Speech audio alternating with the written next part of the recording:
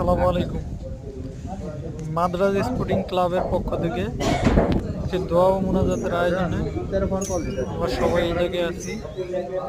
ইফতারের আয়োজনে ইফতারের মুহূর্তের একটা ভিডিও ধারণ করলাম। আমরা সকলেই ইফতারের জন্য খুবই মনোযোগ সহকারে বসে আছি আজানের অপেক্ষায়। খাবার টাবার সবই আছে।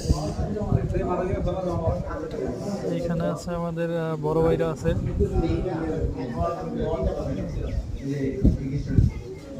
এই যে আমাদের সভাপতি আলামিন ভাই আর ছোট ভাই ব্রাদার সবাই মিলা আর ইফতার ভাঙাভাঙিতে ব্যস্ত।